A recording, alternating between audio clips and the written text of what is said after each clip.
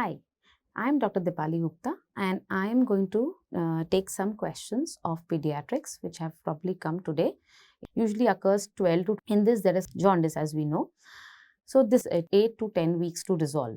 So this is a 2-month-old child, so probably this is cephal hematoma. It is a subperiosteal hemorrhage and that you should know, and it never crosses the suture lines. It is limited to a particular bone. So in this case also the X-ray is showing a similar finding. So the most probable diagnosis is cephal hematoma.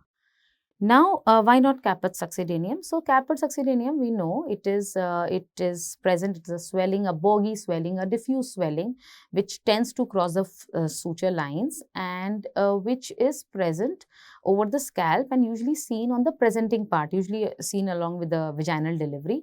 And when there's a prolonged labor going on, then one might get to see Caput succedaneum, and it usually resolves in 3 to 5 days after birth, maximum 7 to 10 days. That is it. It will not persist for 2 months. So that is why that is not the answer. So for us, this is not the answer. Now coming to subgaleal hemorrhage. So subgaleal hemorrhage is, again, it is the rupture of emissary veins, and it is usually there is a huge potential space present between the aponeurosis of the scalp and the periosteal layer. And it is said that in a term infant, around 240 ml of the blood can be collected in that layer.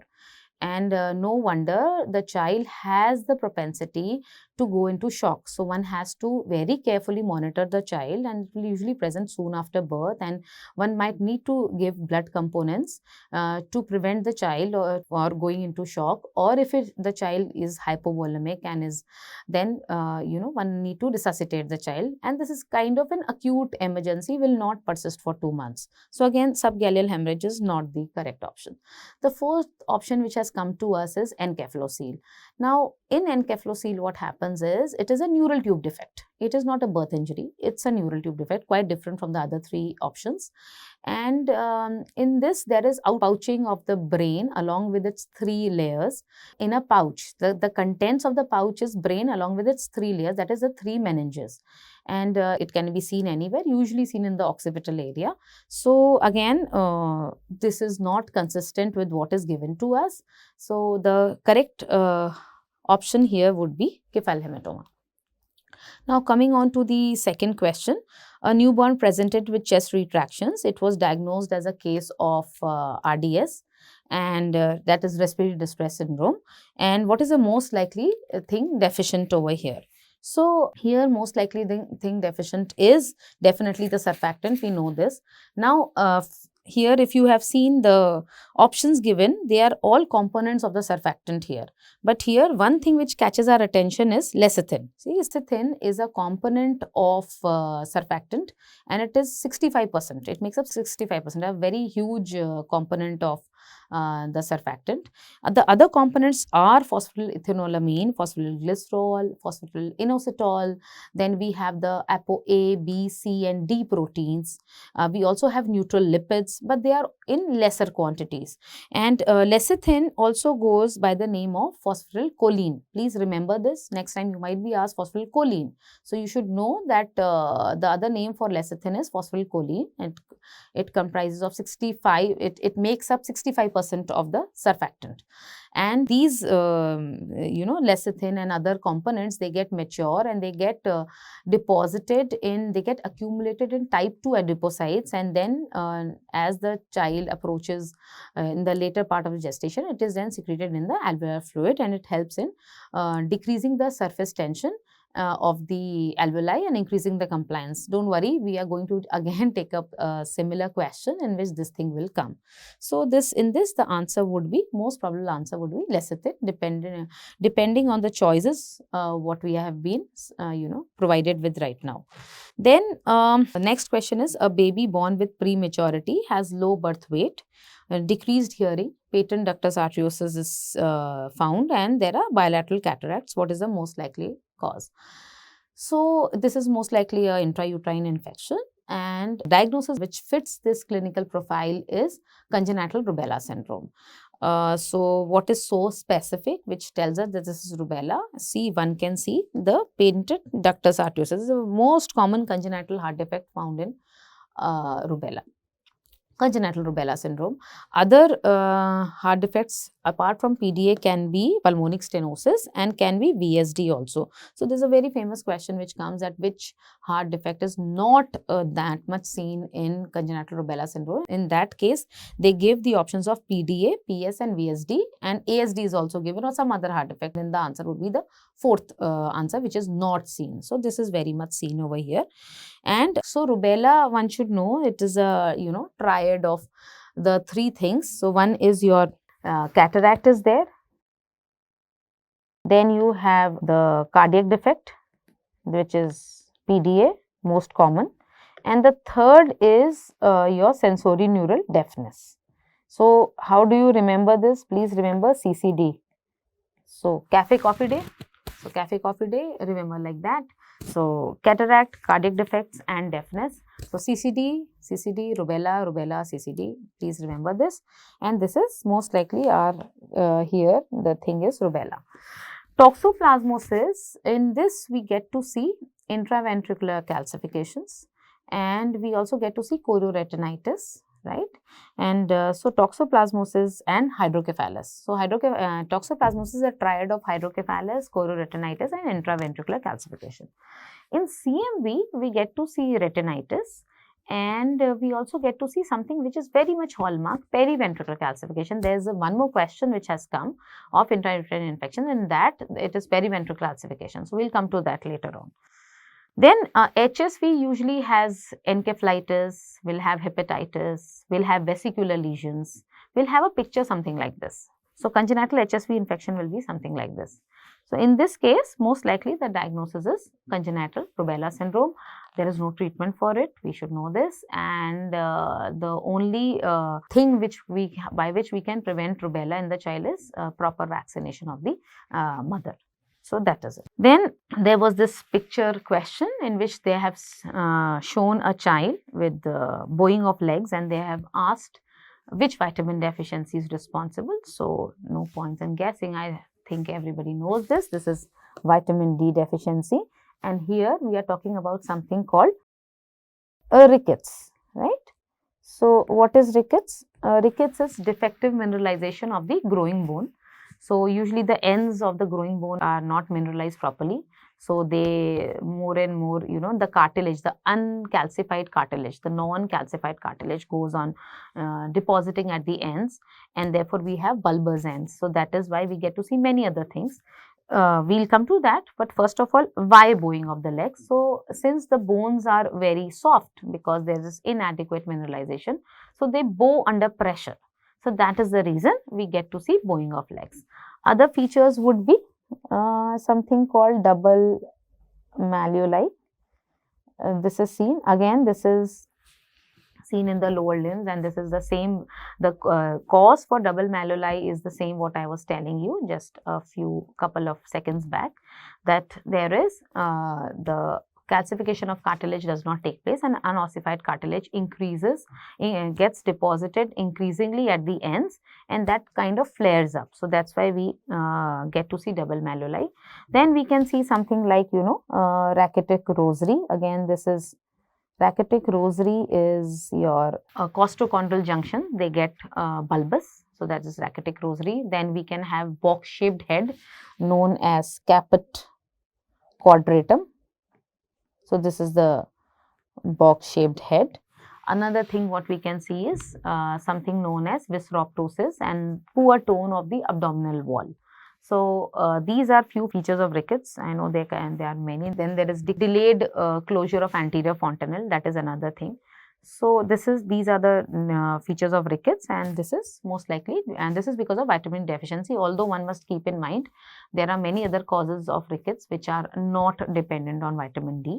So, that we will deal with later, and even calcium deficiency can lead to rickets, but the commonest cause of rickets in our country is vitamin D deficiency. Then let us come to the next question. There is a 3-month-old child with apnea during, so is having paroxysmal cough and has got rhinorrhea, and there is congestion of face. And even there was one more thing, that the child becomes apneic between the paroxysms of cough, and the investigations reveal leukocytosis with the predominance of lymphocytes, which are around 50,000. That was given in the question. Which drug will you give for treatment? So here the clinical scenario fits very well with something called pertussis, whooping cough. It's a vaccine preventable disease. We know there's a vaccine available for it. There are 3 doses to be given in the primary series and then 2 boosters later on. So the drug of choice for this is azithromycin. See, although clarithromycin and erythromycin can also be given, but here what is preferred is azithromycin. Why? There is a reason behind this.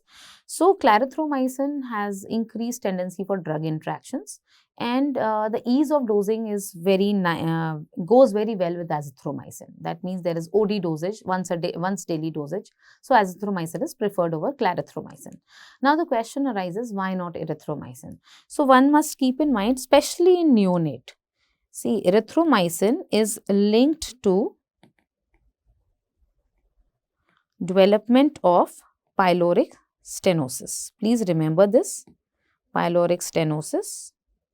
So that is why we would not like to go for erythromycin. This is especially during the neonatal period, not later on. This is obviously a 3-month-old child. So therefore, erythromycin is not that much preferred. So we will go with azithromycin over here.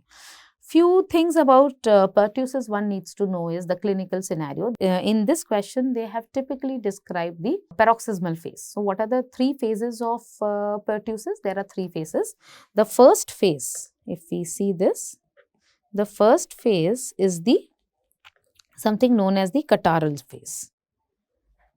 So this is the catarrhal phase. So in this, the child will have low-grade fever and some rhinorrhea and some cough, that is it. And then we have something called the paroxysmal phase. This paroxysmal phase, it lasts for around, so catarrhal phase would last for 1 to 2 weeks and paroxysmal phase lasts for 2 to 4 weeks.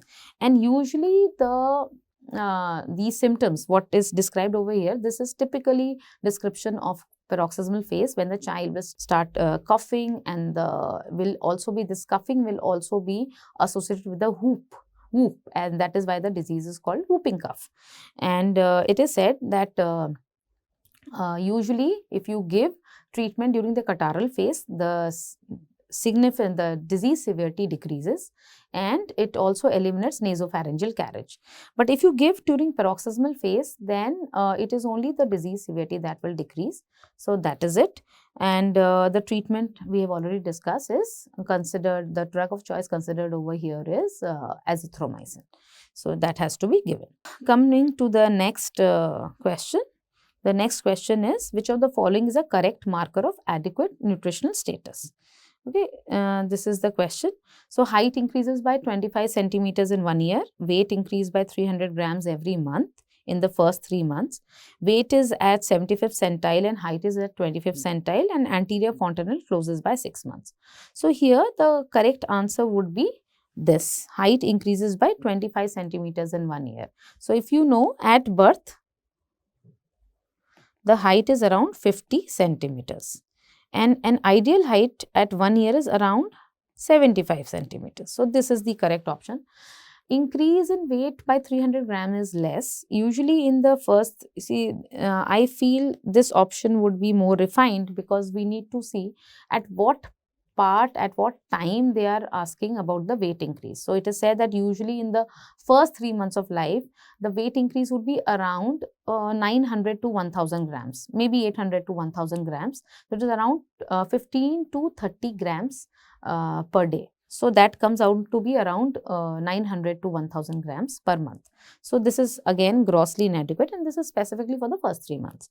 Then weight is at 75th centile, obviously it is less. And ideal would be something above 80th centile, and height is at 25th centile is grossly less. So this is not correct. This is not correct. And anterior fontanelle usually closes by 12 to 18 months. Now what happens if it closes by 6 months? Not good. Why not good? Because you have not given time for brain to grow. So if this closes early, then the child will land up with microcephaly. So anterior frontal line closing by 6 months is not good in this case. So this is also not a good marker of adequate nutritional status. So this is okay. Then next is infant presented with progressive jaundice, pale colored stools, very important. Then liver biopsy showed bile plugs, bile duct proliferation, polymorphonuclear infiltrates. The liver biopsy findings are very much characteristics of extrahepatic biliary atresia. Please remember this. And a hallmark feature of extrahepatic biliary atresia is the pale colored stools, right? And this is, we know that jaundice in children, especially in the first year of life, it is of two types. So let me write it down for you. So this is jaundice. See, so it is of two types. It is conjugated and unconjugated jaundice. So here extrahepatic biliary atresia is an example of conjugated jaundice. Other causes of conjugated jaundice are your Dubin-Johnson and Rotor syndrome. Now Dubin-Johnson has one thing very characteristic, and that is the black staining of the liver cells, which is not present in Rotor syndrome but present in Dubin-Johnson. Very characteristic feature. And a characteristic feature of this thing Rotors, another thing is urine corpoporphyrin content. That is also very, again, diagnostic for Dubin-Johnson and Rotor, although the components of urine porphyrin are differently raised in these two disorders. So what we are looking at over here is acolic stools, that is pale colored stools. So most likely this is conjugated. And if this is conjugated, then what comes to our mind is Dubin-Johnson. Let me write it to you. Dubin-Johnson, Rotor and extrahepatic biliary atresia. Crigler-Nazar is out, because Crigler-Nazar is an example of unconjugated hyperbilirubinemia. So this is it. And now about from, if we have Dubin-Johnson, Rotor and EHBA, since we have already discussed that Dubin-Johnson and EHB Rotor will have different features, and EHBA has this characteristic features of bile duct proliferation and bile plugs. So the correct answer over here will be EHBA. Persistently acolic stools in a neonate or in an infant is suggestive of EHBA. They say if you do duodenal intubation and if you find over there bile, then that rules out EHBA, or presence of a single pigmented stool, even that rules out EHBA. So it has to be, pale colored stool, consistently pale colored stool. So extrahepatic biliary atresia, it has to be operated upon. That is how the management of these kids are done. Okay, then let us come to the next question. A child 10-year-old, weight of 30 kgs, presented with diarrhea and vomiting. pH was 7.1, blood glucose was 550 and HCO3 was 7.3. So what is the management? So this is, as we can see, the child is having metabolic acidosis, and the clinical scenario fits very well with something called diabetic ketoacidosis, right? And these children, diabetic keto children with DKA, in fact children with type 1 diabetes present for the very first time with DKA, it is so very difficult to diagnose them because they do not give you a prior histories, anything suggestive of diabetes, and they straight away come to your emergency with features of shock, hypovolemic shock. And at that time, the dictum is that any sick child which comes to your emergency, you should get a RBS done, and if RBS turns out to be that much high. So obviously this is consistent with, and the ABG findings of course, and then we will go for urinary ketone. This is consistent with the diagnosis of diabetic ketoacidosis. Now how do we manage? So these children are grossly dehydrated, and the golden rule for managing these children is that in the first hour, you do a fluid resuscitation. Insulin is not to be started in first hour. Please remember, always remember that. You do a fluid resuscitation first. It is said that just by fluid resuscitation, if you do an ABG after 1 hour, once your fluid resuscitation is complete, giving the bolus of normal saline, which is around 10 to 20 ml per kg. So here we will go with 10 ml per kg unless until the child is severely dehydrated or in shock, then we will go for 20 ml per kg. But here the question does not tell us the hemodynamic status of this child. So we will go with 10 ml per kg bolus of normal saline, 0.9% normal saline. this is how we are supposed to manage, that is the first hour. If you do a repeat ABG after first hour, you will be astonished to see this 7.1 pH actually rises. It starts coming towards the normal because you have adequately rehydrated the child, and then you start giving your insulin. So from second hour onwards, insulin is started. Okay, now the question has come, why not in first hour? So the first hour, why it is not recommended is you do not have a proper circulation. How will your insulin reach the place where it has to reach, right? That is the liver. So that is why it is said that do not give insulin in first hour. Another thing to be noted over here, although it was not given in the option, is that if you see the bicarb is less, please remember in the management of diabetic ketoacidosis in children, bicarb is not recommended. How do we improve our pH? It is by fluid resuscitation and insulin. Once we start insulin, slowly the acidosis will also resolve. The kidneys we have already rehydrated. So this is how the management progresses. So first hour, it is somewhere around 10 ml per kg of normal saline, and from the second hour onwards, we start with something called N by 2, 0.45% NS. So that is to be given. We already calculated for the coming 23 hours, and we start the child on infusion, and insulin is also put in a separate drip because we have to keep titrating depending on how the blood sugar is going to fall in the coming 24 hours. If the blood sugar falls early, please remember we in fact stop insulin or decrease the rate of infusion, because too much rapid decrease of blood sugar heralds the onset of cerebral edema. Please always keep that in mind. So it has to be given very slowly, insulin infusion. The dose is 0.1 international units per kg, but never in the first hour of resuscitation or managing a case of DK.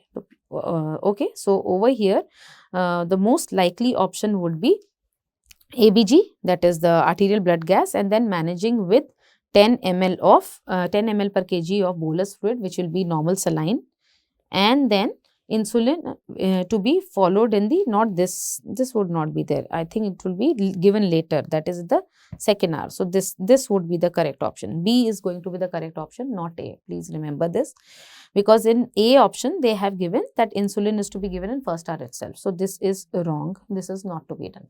This is to be, insulin is to be given it from second hour onwards. So this is it. Okay, and of course one more important part of the management, in fact 2-3 things I would like to highlight over here is potassium has to be taken care of, because you know, after giving, when you start insulin, the potassium would start moving inside the cells, and that would lead to hypokalemia, which is not a very good complication to deal with.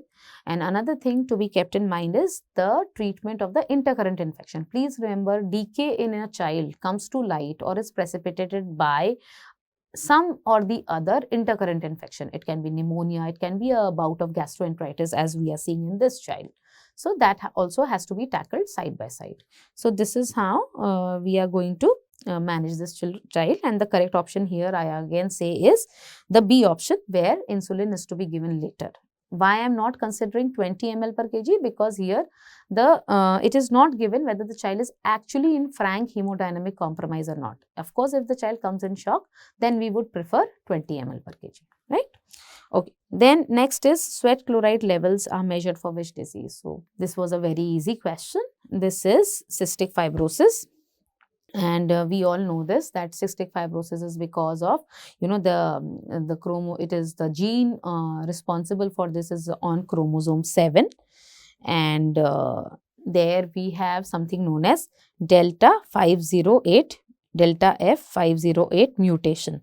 That is the mutation because of which the phenylalanine, there is mutation of 3 base pairs, and these 3 base pairs are missing, and because of deletion the phenylalanine is missing, and because of which we have a defective CFTR protein. So this is a conductance channel, cystic fibrosis transmembrane conductance regulator. So this is defective. Now what is the normal function of CFTR? It is to manage the amount of salt and water in the secretions, right? It is present at the epithelial cells, at the mouth of epithelial cells, lining of the luminal lining of the epithelial cells, and it manages the salt and water content of the secretions, right? Now, if this is defective, obviously the the salt is going to be high in these secretions. So, we have a very high sweat chloride levels in which is diagnostic of cystic fibrosis. So, this is clear cut question showing that the correct answer over here is cystic fibrosis. We should know that cystic fibrosis has, children with cystic fibrosis, they have many complications. They can be pulmonary as well as extrapulmonary. Pulmonary complications can be bronchiectasis, bronchitis, then we can have many other things like involvement of liver. We can have pancreatitis. Then these children can also have diabetes later on. Then these children can also have infertility. So, because of the problem of CFTR protein that is persistent everywhere, and that leads to dysfunction of many organs in the body. So, this is cystic fibrosis over here. Then next question over here, if surfactant is not there. I have partially discussed this question when I was discussing the previous one.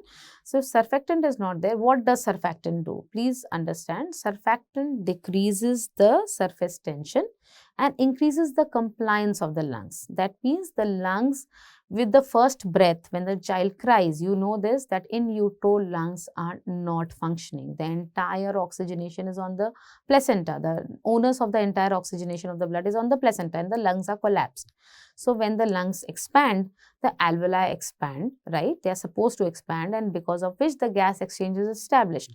Now, what happens is, usually in preterms, there is a surfactant deficiency, and because of that, the alveoli, they do not expand. Because they do not expand, so therefore the compliance of the lungs is affected. So, surfactant is supposed to decrease the surface tension, and once the lungs alveoli expands, it prevents them from collapsing again. This is what the surfactant does. So, if surfactant is not there, what will happen? Obviously, the surface tension will increase and the lung compliance is going to decrease. So, the lungs will be, more or less in a collapsed state, and if that is the case, then the gas exchange will not happen properly, and therefore the child will land up with hypoxia, a common scenario which we see in, usually in our preterms, right?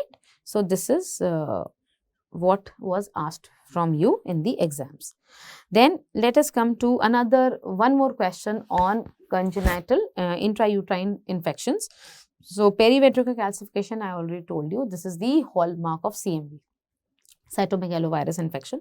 Then we have hepatosplenomegaly, and we have hearing screen test negative. So, here the answer is CMV. Why CMV? I don't need to tell you, because this is the hallmark feature given over here. Rubella we have already discussed, if you remember, CCD. So, cataract, then you have cardiac defects in form of PDA, most common, pulmonic stenosis can occur, VSD can occur, and you have sensory total deafness. So, whenever you go to cafe coffee day, always remember rubella, right? So, congenital rubella infection. Then toxoplasmosis, we already discussed the triad, and then we have HSV, already discussed, that where we will have vesicular lesions, we will have hepatitis, we will have encephalitis. So, these are all manifestations, and here whatever is given, this is consistent with the diagnosis of congenital cytomegalovirus infection, right? Okay, then next question what we have over here is a child presents with bleeding gums, decreased wound healing. Most likely, and we could not get other options over here. So, since it was a very straightforward question, probably the other options were not even diligence or due attention. So, everybody remembered. Here we are talking about something called scurvy. So, what happens with scurvy? We know this. In scurvy, we have vitamin C deficiency, right?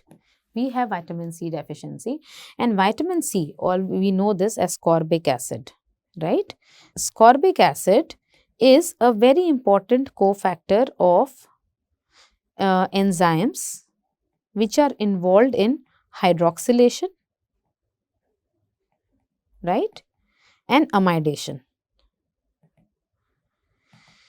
And what do they do is, usually what we are referring to is something called hydroxylation and amidation of specifically two amino acids. I would like to bring your attention to lysine. Okay, so we have something called lysine, and next is proline. So ascorbic acid serves as a very important cofactor of the enzyme lysyl hydroxylase and proline hydroxylase, and it causes hydroxylation of these two amino acids. Then what do we get to see is hydroxyproline and hydroxylysine. Now, how is this important? Please remember, these two are important for stabilizing collagen, because they cross-link the peptides of collagen. So, they give something called stability to the collagen. Now let us come to what is the role of collagen. Collagen, is a very important feature of, it's a very important connective tissue component of connective tissue, and it is an important component of bone, muscle, blood vessels. So, whenever collagen is defective, why collagen will be defective? Because we do not have ascorbic acid. There's a deficiency of vitamin C. That is what we see in scurvy, usually seen in children who are basically fed on milk. It is very difficult after 6 months. The parents have to, go over to complementary feeding, and the child, because of many factors, most commonly being anemia, is not very interested in having the other kind of semi-solid and solid food. So, the child is basically kept on milk, and this child comes then finally with this presentation wherein we get to see vitamin C deficiency, and because the vitamin C deficiency is there, the collagen is not stable. So, therefore, what we get to see is something called fragile capillaries. So, when we have fragile capillaries, we'll have bleeding, bleeding gums, bleeding from everywhere. In fact, they say that if the scurvy is not treated properly, it can even prove fatal. So, because of this, we have this, and moreover, they say because of interruption of collagen fibrillogenesis, we have something called decreased wound healing. So, over here, the clinical scenario, whatever we could get, most likely points towards scurvy, and the basic problem in scurvy is a defective collagen structure in the body. So, therefore, it can be decreased collagen synthesis or can be a defective collagen formation. So, this is the answer over here is this option. Okay, now let us come to the next question. We have a 14-year-old child had a pituitary surgery. Urine osmolarity was 100 milliosmol per liter. Serum sodium was 155 milliculent per liter, and which is correct. So, she has diabetes insipidus and requires ADH supplementation lifelong. Then she has diabetes and requires DD-AVP for some weeks. She has pituitary adenoma. These are all the three options which we could get. So, here most likely the correct would be the B option. So, would be the B option, that she has DI and requires ADH for some weeks. What are we talking about? So, it is said that whenever it is found that whenever we do surgery, whenever we do a surgery on pituitary gland, then the child goes into something called the central diabetes insipidus. And this is a transitory condition. Please remember, very, very important, a transitory condition where the child will pass a dilute urine, and obviously there would be signs of, increased serum osmolarity because of wastage of, the water would be more there in the urine, polyuria. So, therefore, what we are getting to see is increased sodium of 155 milliculent per liter, and the urine osmolarity is less of 100 milliosmol per liter. So, this is a central DI, and how do we manage this condition is by giving DD-AVP for some weeks. Does not require lifelong, because after some weeks again the pituitary would start functioning and would take over, and we do not need the supplementation to occur. So, here most likely answer would be she has this thing, the B option. Okay. Then next is a patient was found to have brown colored ring in the limbus area. Next investigation done in the following patient. So, what are we talking about? Most likely the information given to us till now is we are talking about something called as Kieser-Fleischer rings. Okay? And this is very much suggestive of a disease we all know, the Wilson's disease, right? And in this, what happens is the copper level increases in the body of the patient. Why? Because the protein which helps in excretion of copper from outside to the exterior, that is defective or that is low. So, we are talking about something known as ceruloplasmin. So, ceruloplasmin levels are low, and therefore, the next thing what we are going to get done in this patient is serum ceruloplasmin levels, because we are suspecting something known as Wilson's disease. Now, few words about Wilson disease. We know that this is usually, please remember, this would never present before 5 years of age, usually presents after 5 years of age, and it is said usually presents with hepatic manifestation, that is most common, and very rarely in children with hepatic manifestations we get to see KF ring. KF ring is usually seen with the neurological manifestation. Number one, you should remember this. And neurological manifestations usually occur in the later pediatric age group, around 10 years of age.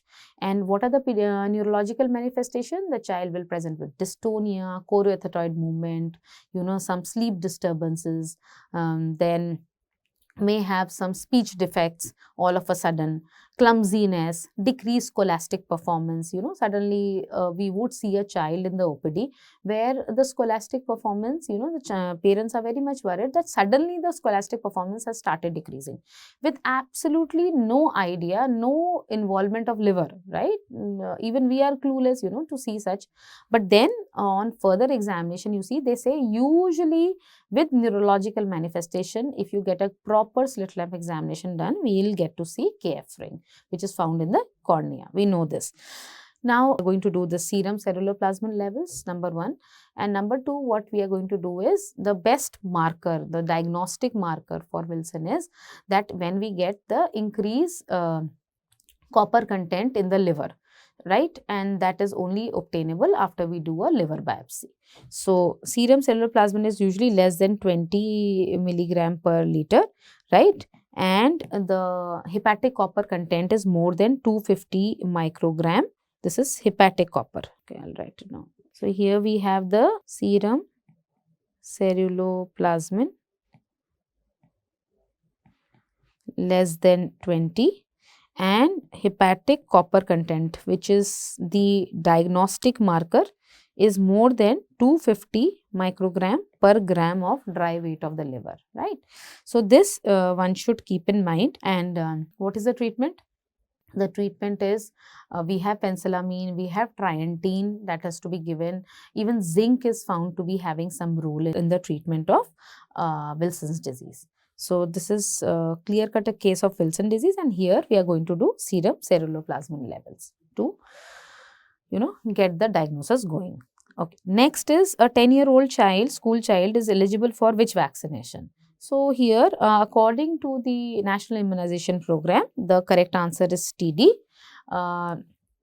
Usually at this age, TD is given according to the national. See, we have different programs. This Indian Academy of Pediatrics says something else, and National Immunization Program says something else. So, according to this, we are going to give TD if it is above. If it is asked according to the National Immunization Program.